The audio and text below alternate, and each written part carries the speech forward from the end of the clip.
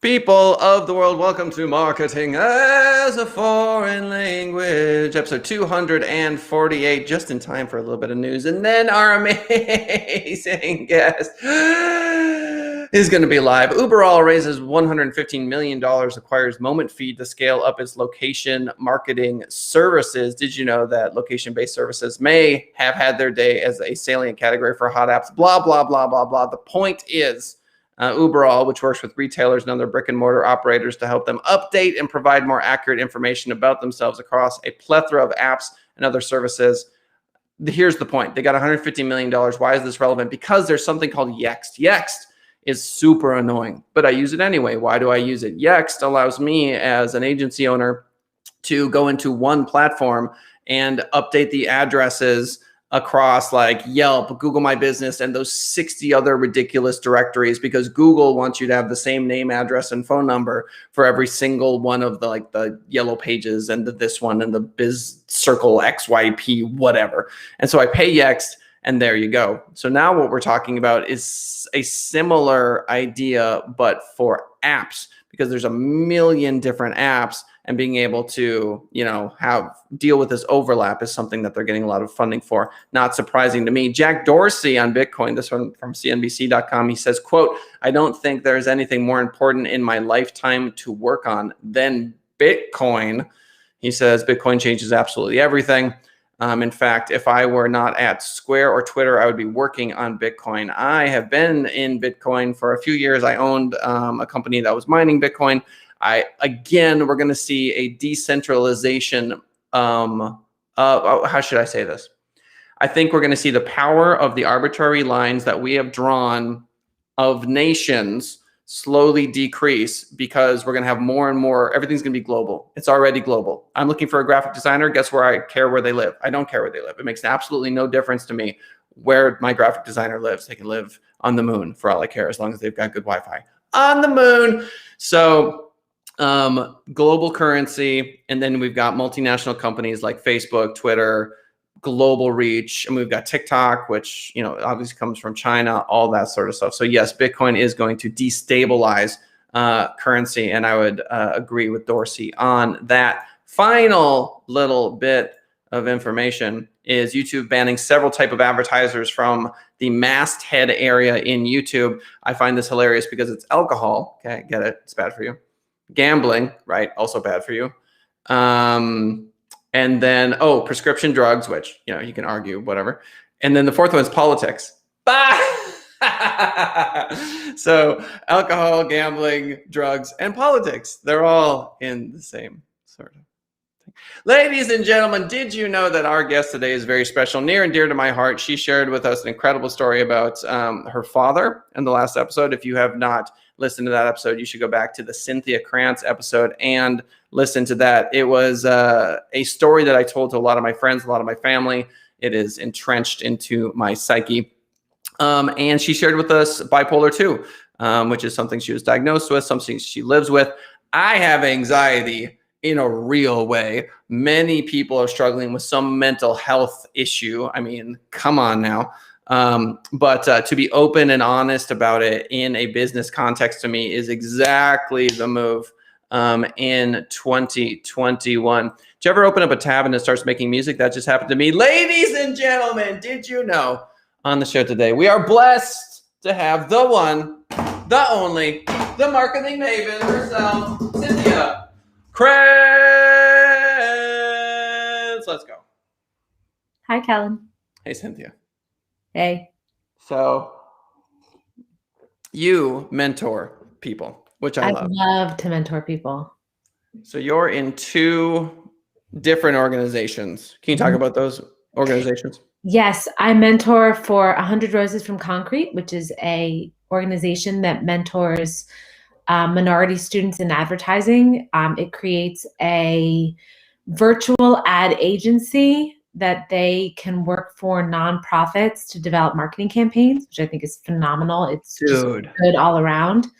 And then they are paired with mentors from across spheres in the agency world to guide them on this journey. And they have Sunnyside chats and all sorts of different resources that Adobe gave them, like the Creative Suite for the summer. It's amazing. And so this is my second year mentoring. I actually heard from my mentee from last year today, texting me saying, hey, I have an interview coming up. And I said, okay, well, let's practice, next week, let's practice for your interview. So for me, the mentoring journey is it's a lifelong journey. And that relationship just doesn't go away. And then I have the London International Awards Creative Liaisons coaching that I do, which is where I have 4 mentees that are international mentees. And I will be having 1-hour conversations with each one of them on their career, their trajectory, their goals, and how I can help facilitate with them getting them where they want to be. It's more of a mentoring discussion. I love it. And it's one of those things that my brain's first reaction is, who got time for that? It's too much time, too much commitment, blah, blah, blah. The chatter starts, when I hear it. And then I go, yeah, but dude, I'll play chess for an hour. You know what I mean? Like, what are you talking about? It's, I think the real reason I have that initial reaction is because, maybe I'm a little bit afraid of the commitment or whatever, but at the end of the day, it's just because if you blow off chess, it's whatever. It's not that big deal. If you blow off a student like this, I mean, you're leaving a lasting impression on someone. Like, I was supposed to be mentored and this person didn't show up for me. And, that's some real responsibility there. And obviously you're not being paid for it, but I can only imagine the warm fuzzies you get from it. Yeah. And for me, Mezzo has interns. We've had 4 interns over the past year that are either paid or get class credit for it. That's my policy. Workman is worth his hire. And so I like to pour into them as well. So I tried to have an internship program as a mentorship program for them through Mezzo. And my goal in mentoring is, it's also selfish for me because people fill me up. So pouring into the next generation, yep, right? It's just more people to touch. Absolutely. Especially in this sort of pandemic environment. And the other thing too, is I find myself always selling, or I have some hidden agenda, it's like, what's my hidden, like, and that's every relationship you're in, whether you're dating someone, a marriage, a business, like sometimes there's just that sort of like, well, there's the thing I want, but in that sort of sphere, it's like, hey, look, I'm trying to help you. That's why I'm here. I am trying to help. They are not paying me to be here, and there's something pure about that, which is really neat. Right. Yeah. So you've said Mezzo a couple times, just for the folks that are listening, we're referring to your advertising agency. Okay. How is it going? How's revenue? How's things? It's going great. We're doing really, really well. I had a meeting with my bookkeeper the other day, who is amazing. And she's based in Colorado. As you said, it doesn't matter where they are as long as they have good Wi-Fi. That's right. And so she keeps me on track and honest, which is good. And things are going really, really well. I'm very pleased. I'm working with clients that I want to work with. And I have a phenomenal team, and we're growing. And I feel like I can care for my team, and I can care for myself. And we can care for our clients. So I'm really pleased. We do a lot of social media and digital media. We do a lot of blogging and social media. A lot of what we do is content generation, and then social media management, just the full soup to nuts social media management. Okay. Let's talk about TikTok then, shall we? Oh, yes. Yes. TikTok. I'm on TikTok number 5 personally. Okay. Yes. And I didn't give TikTok the time of day. I covered it from Trump might ban it perspective on my show. But I just thought to myself, there's no point in me posting to it. What am I going to do? Dance? Right. And what I'm realizing is that's not what TikTok is. Right. TikTok is just every now and then new social media platforms come up where you can actually reach people, because there are many more users than there are creators. And that's my experience with TikTok right now. Is I'm like 700 views. I'm like, okay, that was easy. It took me 2 minutes to make this TikTok. 700 people saw it. Right. 100%. And to be honest, I'm guilty of the same original impression of TikTok. I was like, and there are brands that it's not right for. Okay. There are brands that it's not right for, but there are brands that you're like, that right now we're actively pitching TikTok to, that we're talking to about saying like, you need to get on TikTok. It's time, and for a moderate to minimal spend, you can get actual ROI on that. One of my good friends from college happens to live here in Cleveland with me, in Cleveland where I live. And so we're hanging out the other day, and she comes to me and she says, Cindy, my mother has gone viral on TikTok. Let's go. If your mother went viral on TikTok, her mom has like 5 million views for this yoga pose. She wears polka dots and she does yoga. Okay. And she's this little yoga granny. Okay. Yeah. And she is like, but it was like literally overnight, we're giving her advice on like, okay. Monetizing. And we're telling her, we're like, okay, don't talk about such and such in your videos. Don't let people know where you live. Like, we're giving her like social media safety 101, because she's blowing up on TikTok. That's right. She's like 65. But I think you're right. It's because there aren't the same amount of the creators versus users ratio is in your favor. And that to me is the entire thing. In Facebook, there's just these little windows where you have that opportunity. Yes.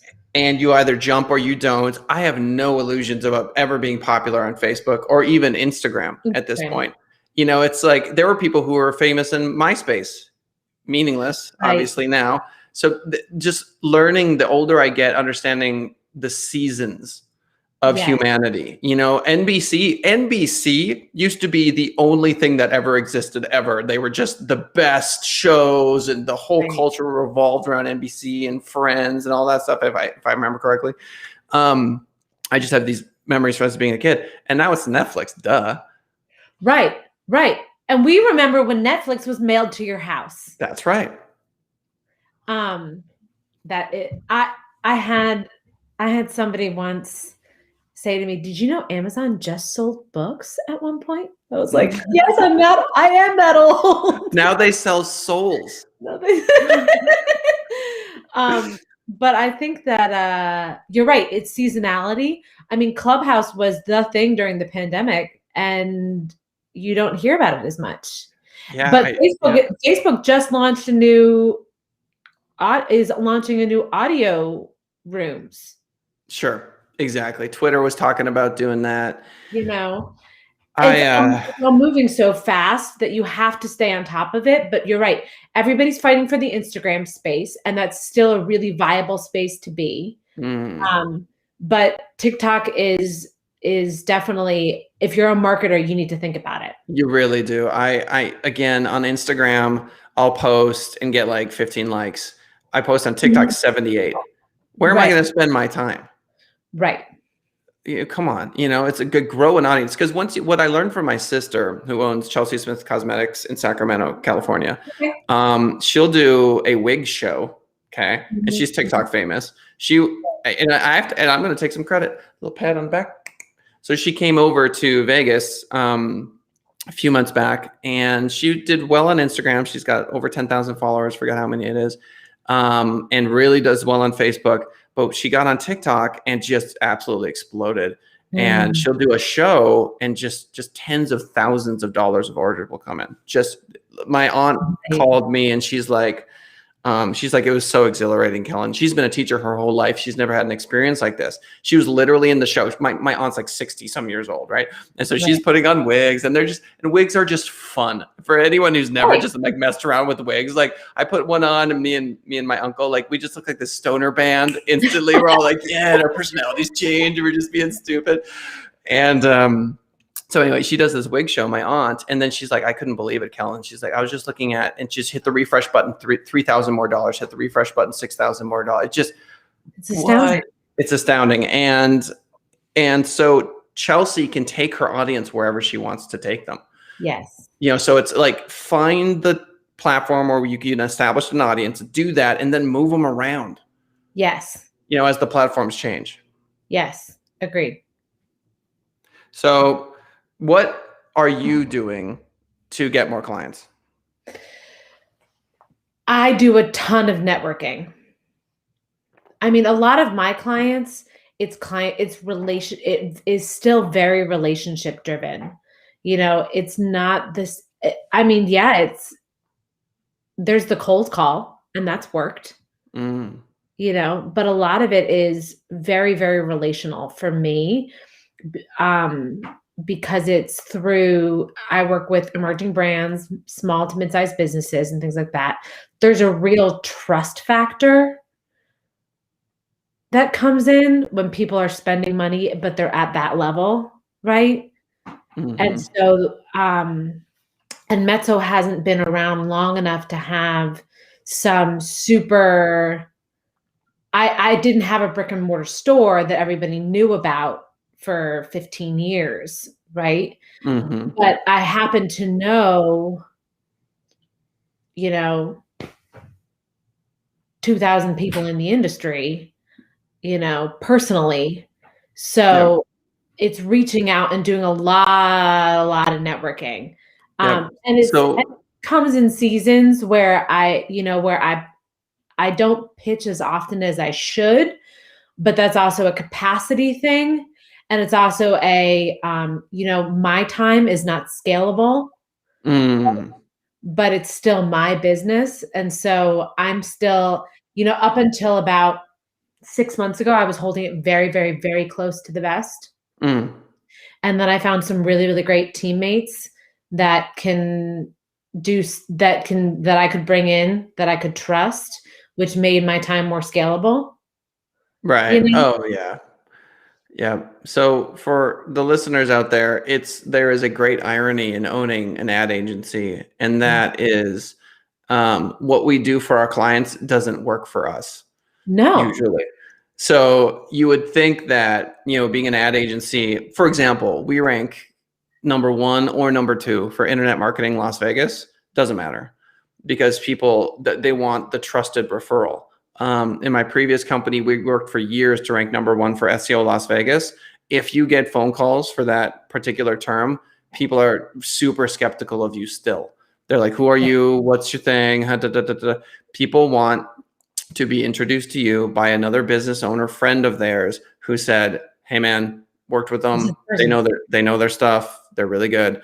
Or they want to sit down with you and fold their arms and be like, ask you really pointed questions and just see if you crack under pressure and if you know your stuff or not. It's like an interview. And so you would think that given that we know a lot about social media and Google ads and that sort of thing, that we would all be doing that. But every one of our competitors also knows that thing too, right? So, Right. they all know Google ads and Facebook and all that sort of stuff too. So there are people out there, agencies that do well, but typically the ones that you see that are the really popular ones are trainers, right? So like Right. Neil Patel, I think is an example, but they're like, I'm going to show you how you can rank in Google and how you can, da, da, da. So that, and they also own an agency. But I haven't seen in my experience, a lot of agencies being like, hey, business owners, you should, like work with us on Google ads, Right. because it is exactly what you described. It's a relationship game. Right. Right. Right. That's 100% you're right. It doesn't what we do for our clients about like advertising doesn't it's not how it's relational. It's relational. It's the relationship. It's the trust factor. It is asking those pointed questions, letting them ask them to you, and it's the introduction. That's what you need. Um, Mm-hmm. and so I think that's why the growth has been really good and it's been steady, and I've been pleased with that for Mezzo. So Mm-hmm. I'm pleased with that. And I've chosen strategic partners along the way that have introduced me to more people and things like that, which is good. Um, but mostly it's just showing up, doing the work, and meeting the next and meeting the next person, or waiting for the next business owner to introduce you to the next business owner, that kind of thing. I don't really do the ask for a referral thing. Is it because it doesn't work? Yeah, I think it's a little tacky. Ah! Yeah. It's not. What if you did an ask for a referral and then like gave them like 20%? What do you think about that? Oh, I mean, like there's the whole like there is a relationship where you could say like we're partners and I'm asking for and I will give you a referral fee. That's a different story, right? Right. Like, or if there's an agency that says like, hey, I don't want to do this kind of work, but you do this kind of work, and then you give them a referral fee. I'm totally fine with that, right? Right. But Right. like just reaching out to my friends and saying like, would you consider me and refer me to your friends? Like, I I've never been comfortable with that. And I think a lot of people aren't comfortable with that. And I don't know how to I can't get over it. And maybe that stunts my business growth. No, in my experience, I could give people 100% of the revenue for a referral. I could be like, I'll give you 100% of the revenue for 3 months for internet marketing and anything you bring in. And the chirp never doesn't work. It doesn't matter how much money you provided them. It just, at the end of the day, what's worked for me has been meeting someone more than once. Yes. Okay. And being really obnoxiously honest, which I'm very good at, Super genuine. and developing a relationship with that person. And then when it comes to the marketing conversation, because I'm so honest about everything else, they know I'm being honest about that too. Mhm. So like I'll walk into some meetings, they're like, how you doing? I'm like, kind of sad. Like they're right off the bat, they're like, Right. what? Like, it's like, yeah, it's like this thing happened or whatever. How are you doing? Like, just, like, you're not going to get BS from me now on the questions that we're talking about, the shooting you know what I'm talking about. Right. And then they'll be like, well, SEO. And I'm like, I don't think you're a good fit. You rank nowhere. I mean, we can blog for you. You can give me $800 a month, but I'm not comfortable with it because I don't think it's going to return on your investment. Here's what you should be doing. Right. And you can do that without me. You don't need me to do that. You can go do all of this work yourself. Here's exactly what it is on a silver platter. Go be fruitful and multiply. Okay. You don't want to do that. All right, fine. Do you want a proposal for what it would cost for us to do that? Okay, great. Right. Yep. Yeah. So for those of you listening that are considering being agency owners, that's what it looks like. And then easy. That was so glamorous. And then, they say make a friend or make a sale. I don't know if you've ever heard that. When I finally get the credit card information from my clients, they don't want to chit chat. They're just like, just take my money and just go, So I've had to learn some lessons because I'm excited when I'm taking the money. I'm like, oh, sweet, new client. Yeah. But they don't want it. They're just like, bro, just let's be done with the transaction. Yeah, exactly. Yeah. So I am hoping that at some point I'm going to be able to make revenue in another way by having a popular show, by doing well on TikTok, by having good social media presence. We're looking at training now. We're starting to train our clients. They're paying for it, which is good. Great. So I am looking at multiple revenue streams, but I'll be honest with you. I did walk away from the networking because I was burnt out, or I thought I could hire someone else to do it, or that's right. You know what I mean? And I just didn't feel like it anymore. And I still went to my BNI chapter and I was the chapter president and I did all that stuff. But if this is my BNI chapter, for those of you that can't see, I am wringing a rag dry. It's the last drop. Like I have not gotten a referral from my chapter in over a year and a half, maybe, of anything that in the early days, it was everything. But I keep going back because I have relationships with all these people. Yeah. So it's maintenance mode. But that's not going to grow a company and give people raises. No. So I started doing speed networking, and I was really surprised with at least the BNI national one that I did. I got 4 people I'm going to follow up with: an attorney who does international law. I'm like, yeah, you're my perfect client. Someone who owns a tutoring company in Chicago. I was like, you're the owner? She's like, yeah. You have employees? Yeah. I'm like, you're exactly who I need to be talking to. Right.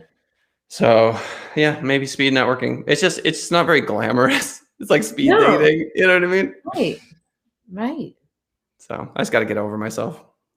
No, and that's I do more of the mentoring than I do of the speed network.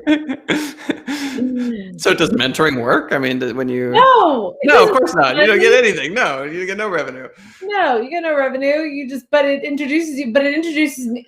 Mentoring is how I also keep my network fresh, right? In the sense of like, I meet other mentors that know other people. So that way when I bring in a new client and I need the right people for the new client, I know who to tap to bring in a new creative or a new social media manager or whatever. Okay. I know who to tap. That's how I keep my network fresh. Okay. Okay. And let me ask you this. So zombie pages is something that we've talked a lot about over the last few years. Have you heard that particular phrase and what Yes. that means in SEO? So we do like 800 to 1,000 words or bust at this Okay. point. What are you doing on word count for blogs nowadays? Do you keep an eye on that or not as important? I mean, honestly, it kind of depends on what the topic is and what the client needs. Yeah, that's true. You know, I mean, like how if you're doing a beauty blog, it's going to look different than if you're doing a blog on wage law, Right. right? Yeah. No, you're right. Yeah. I But guess why? What but do you like? longer form content is what I'm talking about. Like, Yeah. have you noticed the blogs getting longer or more than 300 words or Yes. anything like that? Yes. Yes. Yes. They're Yeah. getting longer. Yeah. Which I'm not quite Uh, sure why, because personally, that's the other thing. My personality does not jive with all the trends. So I have to be wary of that, right? Like I don't actually enjoy sitting down, like I don't go into the TikTok spiral. So the people that I have managing TikTok are people who go into the TikTok spiral and like obsess over it, right? Like that's what they do. Okay. I don't want to read an 800, like a 1,000 word blog. I'm like, I really don't have the time for that. Like I'm lost. Like, and maybe it's because I'm just like, I mean, I yeah. recognize my personality deficiencies don't match up with the needs of the general public. Yeah. No, I I understand find that. the people who do, and then I'm like, but it's recognizing your weaknesses, right? And bringing in people. It's leading to strength and covering weakness, right? Yeah. I don't think I've ever read an entire blog, not even one I've written. You know what I mean? Like, come on, man. Like, I am skimming the internet. Who's reading the internet? Nobody.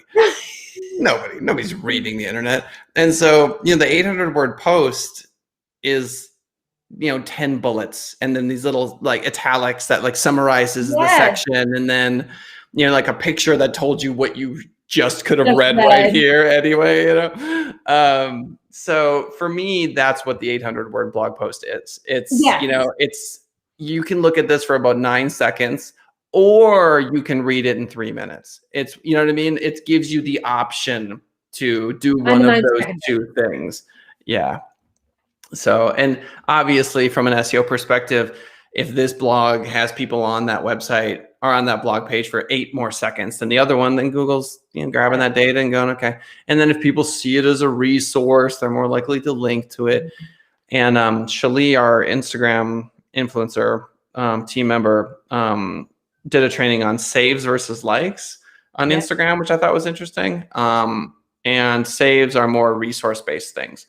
Like if you're traveling in Europe, these are the top 10 rated castles. That's Sure. more of a save vibe because you go, oh, okay, if I'm in Europe, I might want to go back That's and actually something remember. I would save. That's actually a topic I would save. There you go. So now we're talking about savability, right? Right. As opposed to likability, and savability is better than likability. Right. Doesn't it just boil down to quality? Yes. If you put out crap, people kick it to the side. True. Yeah, no, you're right. I You put out can't good, argue with. put it. Yeah, because it's just garbage. Here's your nugget. Literal nugget on the sidewalk. You kicked to the side. All right, so we got a minute left. I want to make sure folks have an opportunity to reach out to you directly, whether it's phone number, email, whatever that happens to be. Why don't you pitch them? Cynthia at mezzocreative.com. mezzocreative.com is my email. Mezzocreative.com is the address. Mezzocreative is the Instagram and the Facebook and all the jazz. But mostly, I'm just glad to be here. And we do social media marketing. We do blogging. We do comprehensive marketing strategy for emerging brands and mid-sized businesses. Yeah, amen. Cynthia, Cynthia at Mezzo, Mezzo. Yes. Creative.com? Creative.com. I actually can't spell aloud, so that's why I don't. Oh, you can't, so you don't. That's a good point. If you can't do it, then you should. I'm spelling bees. I'm a double major in French, and I can't spell. You know what? We got to know our limits. I'll do it for you. I got you. Ladies and gentlemen, that is Marketing as a Foreign Language, episode 248. If you are listening to us after the fact on youtube.com/Send It Rising. Why is it Send It Rising and not /Marketing as a Foreign Language? Because I own Send It Rising, internet marketing, social media, SEO, pay-per-click, WordPress websites, the whole jazz. You know the drill. iTunes and Spotify is where you can download the podcast after the fact. Our numbers have been increasing a lot lately. Thank you to everyone who is listening to the show now or after the fact. The primary place where we want you to go is youtube.com/Send It Rising. If you haven't subscribed yet, please do that. Hit the thumbs up button and leave a comment for the algorithm. Shout out to our good friend Cynthia Krantz for swinging by the show again today. Final word, Cynthia. Be blessed. You just got blessed. We'll see you.